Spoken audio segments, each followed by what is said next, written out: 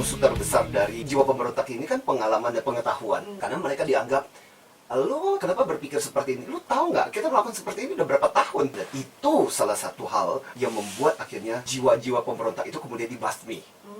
Nah, tapi kalau kita katakan betapa pentingnya jiwa seperti ini dalam dunia bisnis, kita bisa melihat contoh ketika Fred Smith menulis karangan proposal bisnisnya di kelas MBA-nya buat profesornya, kan dikasih huruf F.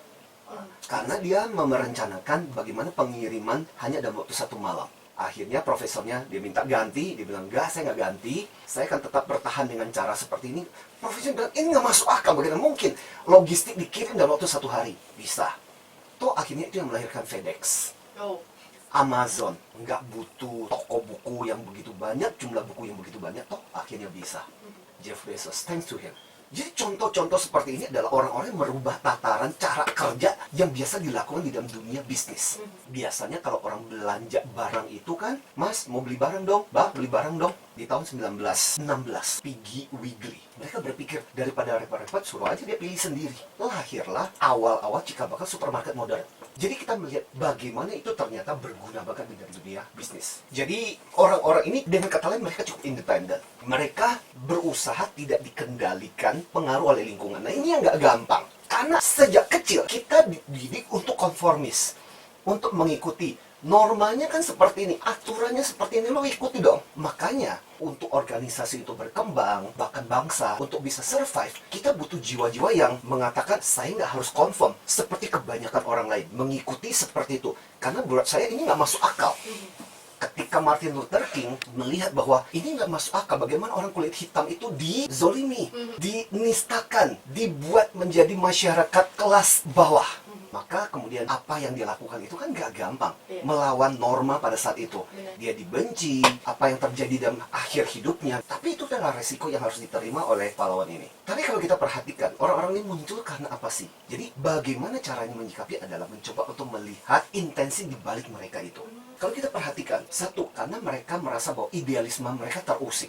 Berarti mereka punya sebuah tataran, ini kan seharusnya terjadi. Tapi kenapa nggak terjadi?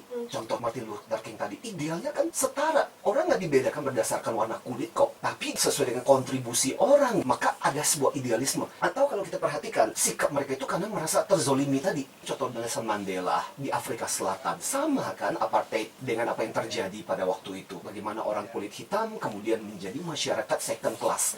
Tidak punya kesempatan untuk akses banyak hal untuk pemilu dan sebagainya.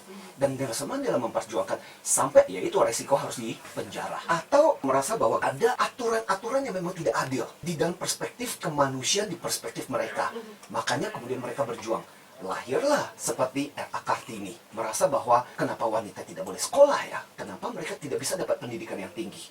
Maka ketika di suratnya yang kemudian dibukukan jadi habis gelap terbitlah terang itu, curhatan dia tentang betapa dia menginginkan supaya wanita itu punya kesempatan untuk dapat pendidikan. Jadi di balik jiwa-jiwa ini, spiritnya tuh spirit-spirit yang luar biasa. Mereka percaya gini, bahwa ada cara yang lebih baik untuk melakukan hal ini sekarang. Contoh ketika penemuan mesin uap lah James Watt, kan selama ini mesin dengan menggunakan tenaga binatang. Akhirnya binatang mau sampai kapan? Binatang bisa mati. Nah, tapi kalau menggunakan mesin, kan lebih bisa dipercaya, lebih reliable. Tapi waktu itu kan banyak ditentang. Bahkan Napoleon Bonaparte pun menentang kapal mesin uap. Karena merasa bahwa ini sesuatu yang tidak lumrah. Tapi akhirnya kita melihat kapal-kapal yang menggunakan mesin uap itu akhirnya lebih reliable daripada yang menggunakan tenaga angin. Angin kan nggak jelas, tapi dengan menggunakan uap, itu bisa diarahkan yang begitu luar biasa.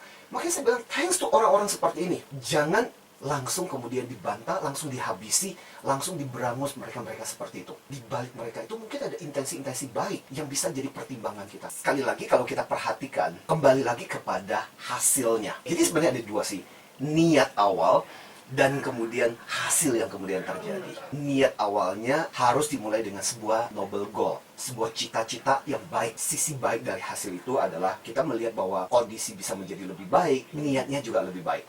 Nah, yang kalau kita katakan sisinya kemudian menjadi bermasalah adalah ketika awal niatnya itu misalnya untuk kepentingan sendiri.